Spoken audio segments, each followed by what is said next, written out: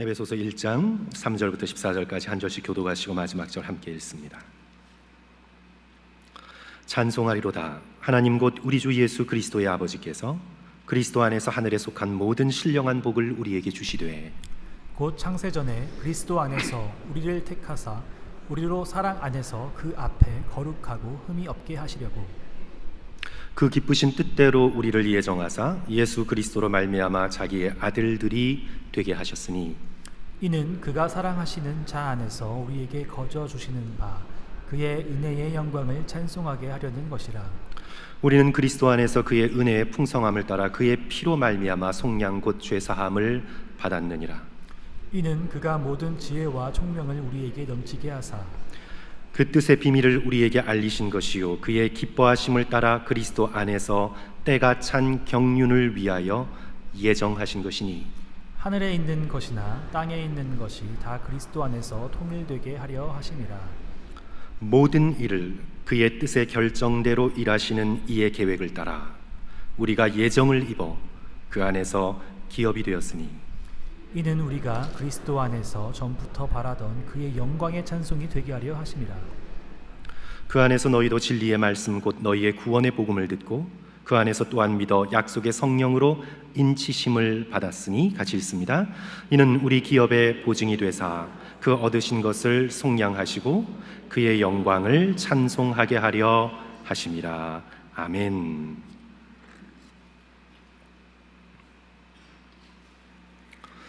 오늘 무조건적 선택의 교리를 살펴보기 전에 우리는 두 가지 중 어느 것을 붙들 것이냐 미리 결정을 해야 합니다. 내가 하나님의 계시를 붙들 것이냐 아니면 인간의 철학을 붙들 것이냐 결정하셔야 합니다. 계시는 하나님에게서 출발합니다. 하나님께서 열어 우리에게 보여주신 것입니다. 반면에 철학은 인간에게서 출발합니다. 인간의 사유를 통해 진리를 탐구하는 것입니다. 성도 여러분, 우리 기독교는 계시의 종교입니다. 물론 우리는 생각하고 질문하고 탐구하고 또한 사유하는 철학적 모든 과정을 중요하게 여기지만 기독교는 무엇보다 하나님에 대한 절대적 믿음에서 모든 것을 시작합니다. 지극히 선하시고 지극히 거룩하시고 전능하신 하나님께서 당신의 기뻐하신 뜻을 계시해 주셨음을 믿는 믿음에서 출발합니다. 그래서 계시해 주신 것을 다 알지 못한다 해도 우리는 하나님의 선하신 뜻을 믿습니다.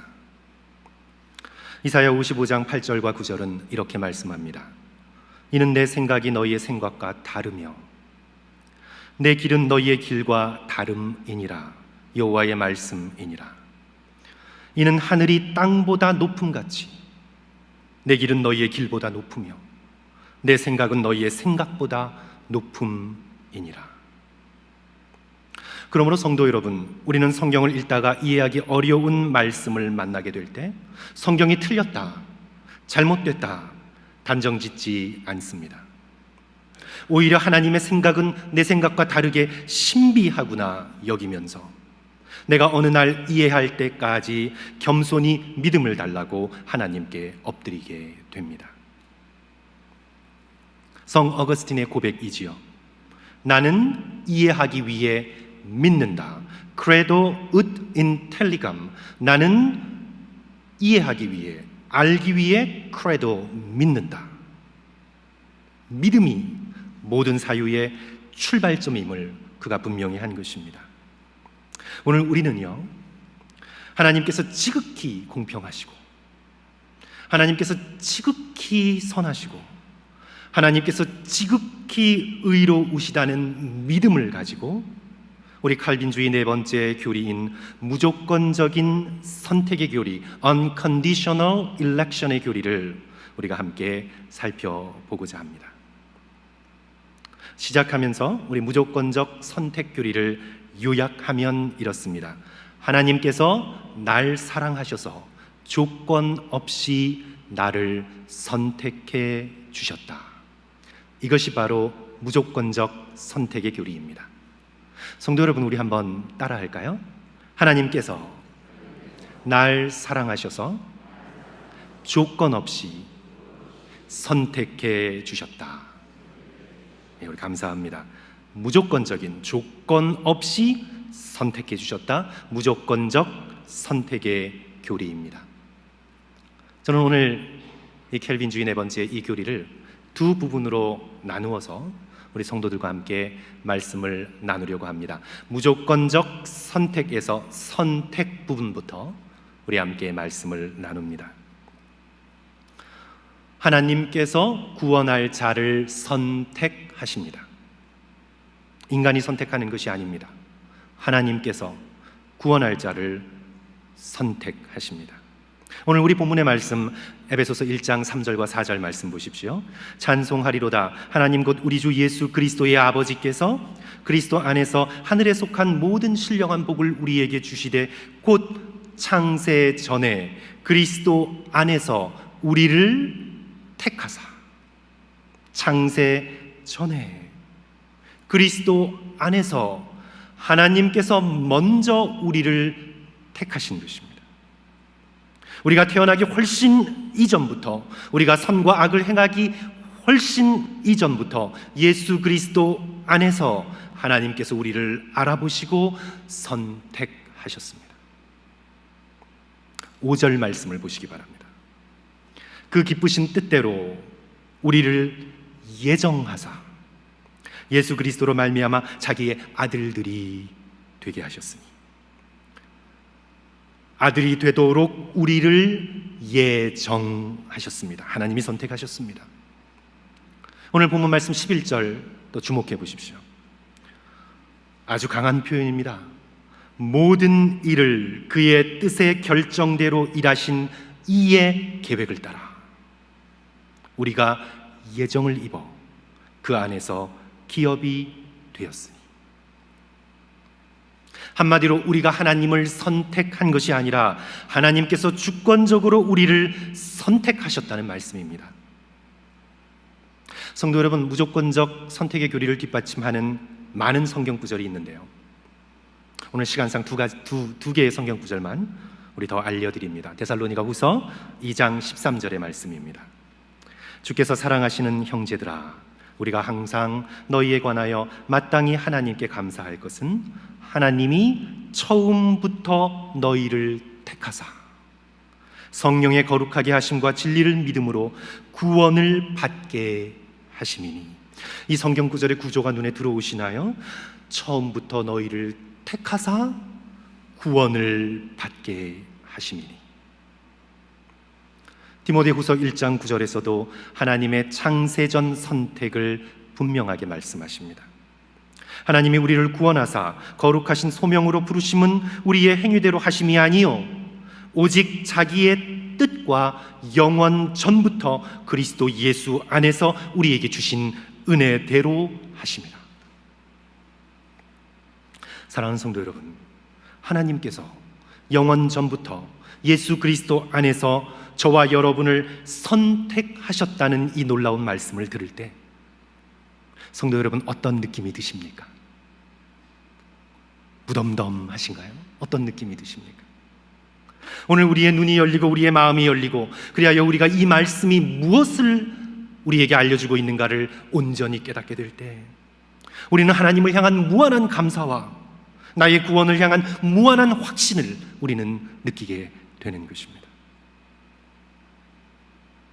지옥의 밑바닥을 향해 떨어지는 나를 하나님께서 선택하셔서 나를 붙들어 주신 은혜, 감사할 따름입니다.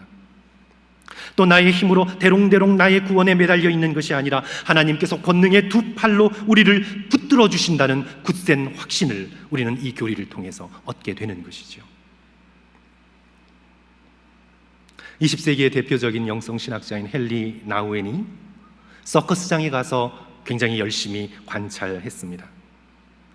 공중고개팀인데요, 한 사람이 공중고개를 돌고 다른 한 사람은 반대편에 거꾸로 매달려서 떨어지는 고개살을 두 손으로 잡아주는 그런 공중고개입니다. 고개사가 공중에서 여러 번 돌고 떨어질 때 떨어지는 사람이 자기가 붙들려고 하면 놓칩니다. 반대편에서 대기하고 있는 사람이 떨어지는 고개사의 팔뚝을 붙잡아줘야만 밑으로 떨어지지 않고 구원을 얻게 되는 것입니다. 이처럼 우리 인간은 지옥을 향해 떨어지면서 우리가 공중에서 인생을 살아가면서 몇몇 다른 사람들 보기보다 놀라운 고개를 할 수가 있지요. 와, 저 사람 놀라운 사람이다. 저 사람 인기 많은 사람이다. 저 사람 능력 있는 사람이다. 뭔가 우리는 한 바퀴 더 돌 수 있는 고개를 할지 모르지만 우리 인간의 죄된 운명은 반드시 떨어지게 돼 있습니다. 그렇게 우리 인간은 지옥을 향해 떨어지면서 스스로의 힘으로는 하나님을 붙들 수 있는 능력이 없습니다. 우리는 스스로 우리의 몸무게를 감당할 수가 없습니다. 우리는 스스로 우리의 죄의 무게를 우리의 이 얄팍한 두 팔로 감당할 수 없습니다. 하나님께서 그런 우리를 불쌍히 여기셔서 우리를 붙들어 주실 때에만 우리는 구원을 얻게 되는 것입니다. 하나님께서 선택해 주셔서 당신의 권능의 두 팔로 떨어지는 우리를 붙들어 주실 때에만 우리는 사망에서 건져져 생명으로 이르게 되는 것입니다. 그런데 이런 하나님의 구원을 이루시는 주권적 선택에 대한 말씀을 들으면 우리 마음속에 감사와 확신과 함께 질문이 생기게 됩니다. 아니, 하나님께서 선택하시고 다 작정하셨다면 인간 편에서는 선택의 자유가 없는 것이고 따라서 자유가 없으니 책임도 없는 것이 아닌가? 오늘 본문 말씀 11절의 표현대로 모든 일을 그의 뜻의 결정대로 일하시는 이의 계획을 따라 다 예정되었다면 내가 아무리 발버둥 쳐봐도 소용없지 않은가? 예정론을 운명론이나 숙명론으로 오해하게 됩니다.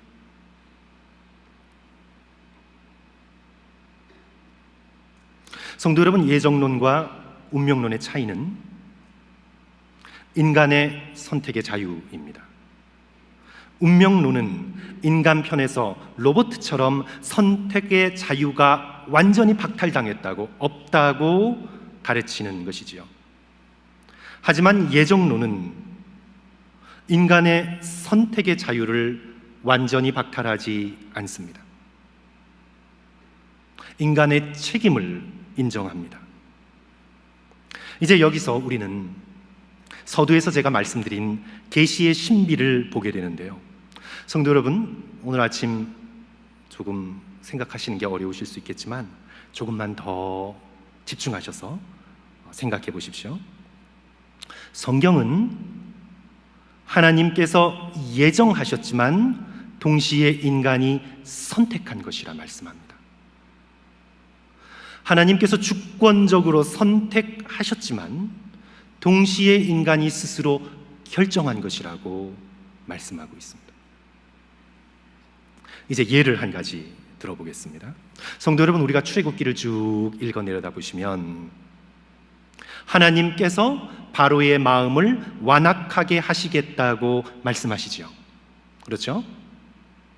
우리 출애굽기 7장 3절 보시면 내가 하나님이 바로의 마음을 완악하게 하고, 출애굽기 10장 27절 보시면 여호와께서 바로의 마음을 완악하게 하셨으므로 저들이 백성을 보내지 않더라. 출애굽기 14장 8절에서도 보면 여호와께서 애굽 왕 바로의 마음을 완악하게 하셨으므로 성경은 하나님께서 바로의 마음을 완악하게 만드셨다고 분명히 말씀합니다. 하지만 성도 여러분, 동시에 같은 성경이 출애굽기 9장 34절 바로가 비와 우박과 우라소리가 그친 것을 보고 다시 범죄하여 마음을 완악하게 하니 그와 그와 신하가 꼭 같더라. 이 구절에서 누가 마음을 완악하게 했습니까? 바로 자신이. 8장 32절에서도 그러나 바로가 이때에도 그의 마음을 완강하게 하여 자기가 스스로 자기의 마음을 완강하게 했습니다. 그 백성을 보내지 아니하였더라. 성도 여러분, 하나님께서 바로의 마음을 완악하게 하신 것입니까? 아니면 바로가 자기 스스로 완악하게 한 것입니까? 어느 것입니까? 성경은 놀랍게도 둘 다라고 말씀합니다. 둘 다다. 하나님이 예정하셨지만 동시에 바로가 선택한 것입니다. 바로가 선택했지만 동시에 하나님의 예정 가운데 들어와 있습니다. 이제 우리 현대인의 머리에 연기가 나기 시작합니다. 아니, 서로 모순되는데 어떻게 둘 다야? 논리적으로 이해가 되지 않습니다. 하지만 성경은 둘 다라고 말씀합니다. 겉으로 보기에 모순인 것 같지만 둘 다일 수 있습니다. 우리 켈빈주의 설교가 팀 켈러는 겉으로 보기에 모순적이지만 둘 다일 수 있는 예로 빛을 듭니다. 모든 과학자들이 인정하는 빛을 듭니다.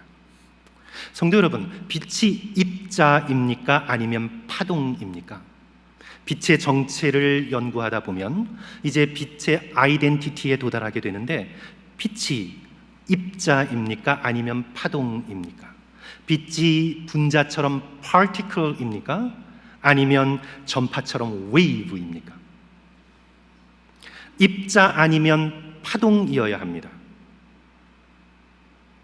그런데 놀랍게도 과학자들이 모두 다 동의하고 있는 바, 빛은 신비롭게도 입자이면서 파장입니다. 파동입니다. 파리클이면서 웨이브입니다. 고전역학의 틀 속에서는 입자면 입자고 파동이면 파동이지 둘 다일 수 없는데, 그러나 차원이 다른 양자역학의 틀 속에서는 둘 다일 수 있습니다. 겉으로 모순이 되는 것 같지만 둘 다일 수 있습니다. 성도 여러분, 우리 이런 언어적 표현을 한번 생각해 봅시다. 살았지만 죽은 자다. 성경의 표현이죠. 저는 살았지만 죽은 자다. 성도 여러분, 모순이지요. 삶은 살았지, 죽으면 죽었지, 어떻게 살았지만 죽은 자인가? 표면적인 차원에서는 서로 모순처럼 들리지만 우리는 알고 있죠. 이것이 더 깊은 차원 속에서 둘 다 진리라는 것을 알고 있습니다. 살았지만 죽었을 수 있습니다. 마찬가지로 하나님이 예정하셨지만 인간이 선택한 것입니다. 인간이 선택했지만 하나님의 예정 안에 들어와 있는 것입니다. 예정론은 결코 인간의 선택의 책임을 배제하지 않습니다. 성도 여러분, 복잡하지만 이것 하나만 이해하셨으면 좋겠습니다. 어떤 사람이 진정으로 하나님을 믿고자 하는데, 그래서 진리를 찾고자 하는데 하나님께서 일부러 선택하지 않으셔서 그 사람은 하나님을 믿고자 하는데 하나님께서 방해하시고 못 믿게 하시고 막으시고, 그래서 억지로 지옥에 보내시는, 사랑하는 성도 여러분, 우리 하나님은 그런 하나님이 아니십니다. 어떤 사람이 구원받지 못한 것, 그것은 전적으로 자신의 죄된 선택 때문입니다. 하지만 반면에 우리가 구원받은 것, 표면적인 차원에서 보면 내가 교회 나갔습니다. 누가 강제로 쇠사슬에 매여서 나를 끌고 온 것이 아닙니다. 내가 성경 읽은 것입니다. 내가 기도한 것입니다. 내가 받아들인 것입니다. 죽어도 교회 나가기 싫은데 하나님께서 내 발을 로봇처럼 움직이게 하셔서 억지로 끌고 오셨다거나, 내가 성경 읽기가 아주 싫은데 억지로 손을 움직이셔서 읽게끔 하신 것, 하나님께서는 그렇게 인간의 의지를 강압하지 않으십니다. 하지만 우리가 좀 더 깊은 차원에서 보면 하나님께서 예정하사 선택하신 것입니다. 나의 마음을 감화시켜서 하나님을 바라보게 하시고, 나의 길을 여셔서 평소 때 들리지 않던 그 말씀이 내 마음에 들리게 하시고, 하나님께서 나의 눈을 밝히셔서 그날 그 시간 그 성경의 말씀이 나의 마음판에 못처럼 박히게 하나님께서 하신 것입니다. 이 모든 것이 하나님의 불가항력적 은혜요, 하나님의 무조건적 선택의 결과입니다. 그러므로 칼빈주의자인 R.C. 스프라울이 말한 바, 그 누구도 자신의 멸망을 하나님의 탓이라 핑계대지 못할 것이며, 그 누구도 자신의 구원을 자기 덕택이라고 자랑하지 못할 것이다. 그렇습니다. 이제 우리 두 번째로 좀 살펴봅니다. 이제 무조건적 선택에서 이제 앞에 붙은 무조건적이라는 표현을 성도 여러분 살펴봅니다. 제가 설교를 시작하면서 무조건적 선택 교리를 하나님께서 날 사랑하셔서 조건 없이 나를 선택하셨다. 조건 없이 선택하셨습니다. 무엇 때문에? 나의 믿음 때문이 아니라, 나의 행위 때문이 아니라, 나의 인격 때문이 아니라 하나님의 사랑 때문에, 하나님의 사랑 때문에 나에게는 하나님의 사랑을 받을 만한 아무 조건이 없음에도 불구하고 조건 없이 예수 그리스도 안에서 나를 선택해 주셨습니다. 사랑하는 성도 여러분, 조건이 있다면 그것은 참사랑이 아닙니다. 조건 때문에 사랑한다면 그 사랑은 언제나 불안합니다. 금요일날 우리 저녁 예배에 함께 말씀을 나누었죠. 조건 때문에 사랑한다면 그 때문에는 언제나 사라질 수 있기 때문입니다. 돈 때문에 내가 사랑한다면 돈이 떨어질 때 사랑도 시들게 됩니다. 내가 어떤 사람을 외모 때문에 사랑한다면 늙고 병들면 그 사랑도 사라지는 것입니다. 사랑이 참 사랑이려면 조건 없는 사랑이어야 합니다. 그 사람이 약함에도 불구하고, 그 사람이 가난함에도 불구하고, 그 사람이 과거에 있음에도 불구하고 그 존재 자체를 귀하게 여겨 그 사람을 있는 그대로 사랑하는 것, 조건 없이, 이것이 참 사랑인 것입니다. 바로 하나님께서 예수 그리스도 안에서 우리에게 보여주신 사랑입니다. 오늘 에베소서 본문 말씀에도 하나님의 선택과 예정에는 어떤 조건도 없습니다. 우리가 사랑받을 만한 어떤 조건이 있어서 하나님께서 우리를 예정하시고 선택하셨다 말씀하고 있지 않습니다. 그것은 거저 주시는 은혜입니다. 에베소서 1장 6절, 이는 그가 사랑하시는 자 안에서 우리에게 거저 주시는 바 그의 은혜의 영광을 찬송하게 하려는 것이라.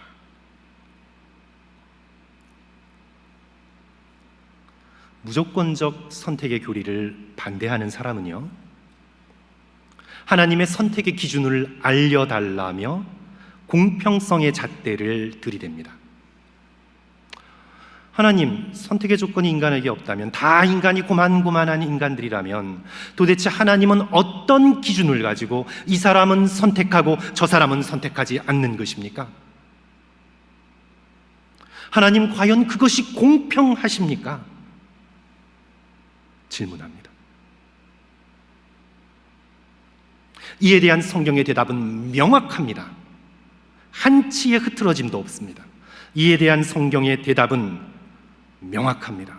선택의 기준은 하나님 마음입니다. 하나님 마음대로입니다. 하나님의 절대 주권입니다.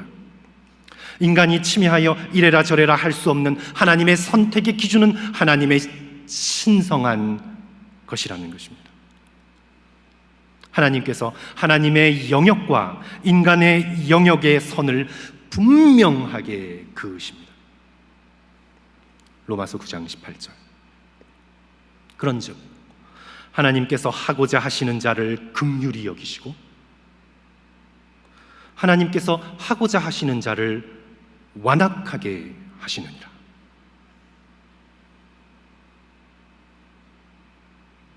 그러면서 왜 하나님 마음대로 하십니까? 라는 질문에 사도 바울께서는 계속해서 토기장이와 진흙의 비유를 대십니다. 로마서 9장 20절, 21절. 이 사람아, 내가 누구이기에 감히 하나님께 반문하느냐? 지음받은 물건이 지은 자에게 어찌 나를 이같이 만들었느냐 말할 수 있겠느냐? 토기장이가 진흙 한 덩어리로 하나는 귀 쓸 그릇을, 하나는 천이 쓸 그릇을 만들 권한이 토기장이에게 없겠느냐?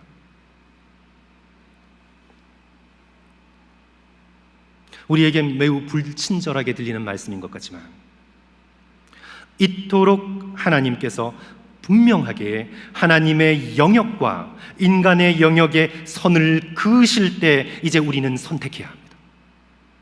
내가 하나님의 계시를 믿을 것인가, 아니면 인간의 철학을 붙들 것인가? 우리는 하나님께서 분명히 하나님의 주권적 영역과 인간의 영역에 선을 그으실 때 이제 우리는 선택해야 합니다. 우리 창세기 3장으로 돌아가 봅시다.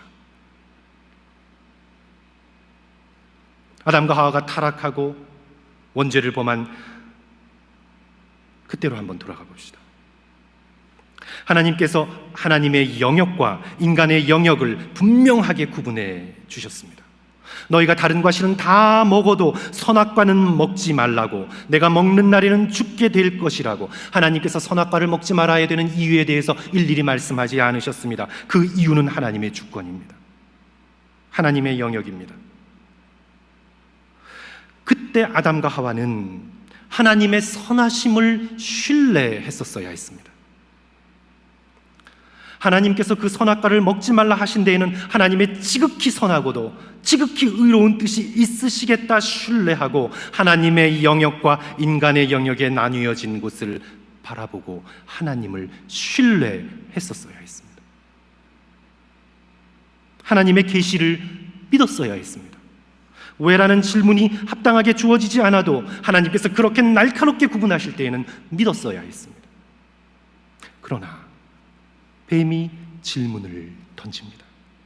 하나님이 참으로 동산나무의 실과를 먹지 말라 하더냐?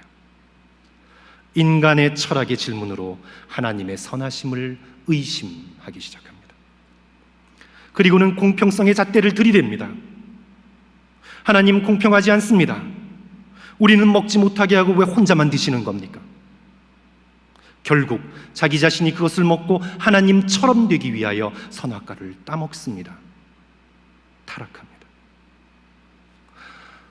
사랑하는 성도 여러분, 하나님께서 누구를 선택하시고 누구를 선택하지 않으시는가 하는 것 역시 하나님의 절대적 주권의 영역입니다. 그것은 진흙이 감히 알 수 없는 토기장이의 일입니다.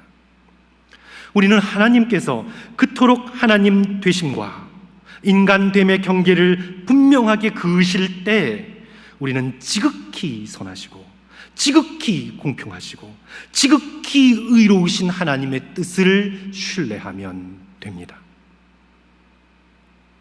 하나님께서 그렇게 선택하신 데에는 지극히 선하고 의롭고 거룩한 뜻이 있음을 우리는 믿어야 합니다. 우리는 하나님의 계시를 믿어야 합니다. 사랑하는 성도 여러분, 우리가 공평함을 얘기하자면, 우리가 하나님과 함께 공평함을 얘기하자면, 하나님, it's not fair. 하나님을 향해 우리 인간이 공평함의 이슈를 들이대자면, 사랑하는 성도 여러분, 하나님께서 우리를 멸망하도록 내버려 두시는 것이 공평한 것입니다. 하나님은 우리 인간을 구원해야 할 의무가 없습니다. 하나님께서 인간에게 빚진 것이 없습니다. 자꾸 사람들은 하나님이 어떻게 하여 나에게 이럴 수 있는가 얘기하지만 하나님은 우리에게 빚진 것이 없습니다. 우리 인간이 하나님께 엄청난 빚을 지었습니다. 우리 인간은 자신에 대하여 너무 낙관적이어서 자기가 중간쯤 되는 줄 압니다. 자기가 중립인 줄 압니다. 그러나 우리가 전적 타락에서 잔적 타락의 교리에서 배운 바, 실상은 우리는 전적으로 타락하여 스스로 구원을 얻을 만한 선을 행할 수 없는 이미 죽어버린 자입니다. 하나님께서 만약 공평함만 우리에게 강조하신다면 아무도 구원받지 못하는 것이 공평한 것입니다. 그러나 하나님께서 당신의 선하신 뜻, 기뻐하시는 뜻에 따라 은혜를 베푸셔서 당신의 백성을 예수 그리스도 안에서 선택하셨습니다. 하나님께 선택의 권한이 없습니까, 성도 여러분? 아니, 미국의 대통령과 주지사들에게는 사면의 권한이 있어서 자기 뜻대로 선택하는데 아무런 물음표를 달지 않으면서 왜 지극히 선하시고 지극히 의로우시고 지극히 공평하신 하나님께서 당신의 기뻐하시는 뜻에 따라 하시는 선택에 대하여 왜 우리는 자꾸 의문을 달려고 하는 것입니까? 그래서 사랑하는 성도 여러분, 우리는 하나님의 이 무조건적 선택에 대한 인간적 공평함의 잣대를 버리고 예수 십자가 안에서 저와 여러분을 사랑하사 우리를 택하신 그 무한한 은혜를 찬송하며 감사해야 마땅한 것입니다. 하나님께서 왜 나 같은 죄인을 택하여 주셨을까? 오늘 본문 말씀은 그래서 찬송하리로다 라는 감탄사로 시작하고 있습니다. 3절과 4절, 찬송하리로다. 하나님 곧 우리 주 예수 그리스도의 아버지께서 그리스도 안에서 하늘에 속한 모든 신령한 복을 우리에게 주시되 곧 창세전에 그리스도 안에서 우리를 택하사 우리로 사랑 안에서 그 앞에 거룩하고 흠이 없게 하시려고 계속 이어지는 말씀이지요. 그러므로 사랑하는 성도 여러분, 하나님의 이 무조건적 선택을 감사하며 신뢰할 수 있는 저와 여러분 되시기를 주님의 이름으로 간절히 축원합니다. 혹시 우리 가운데 하나님께서 내 사랑하는 배우자, 자녀들, 형제 자매들을 선택해 주시지 않으셨을까 봐 초조하고 두려운 마음으로 기도하는 분들이 계십니까? 사랑하는 성도 여러분, 초조해하거나 두려워하지 마십시오. 하나님께서 당신의 마음에 가족을 향한 그런 선한 마음을 주셨다는 것이 저들을 택하셨다는 증거일 수 있습니다. 사랑하는 자들의 구원을 향한 애타는 마음, 하나님께서 여러분에게 주신 것입니다. 저들에게 태초부터 있었던 하나님의 선택을 알게 하시려고 여러분께 그 마음을 주신 것입니다. 낙심하지 않고 간절한 마음으로 기도하고 전도할 기회를 찾으면 하나님께서 뜻하시는 때의 방법으로 반드시 그들의 눈을 열어주시고 마음을 감동시켜 주실 것입니다.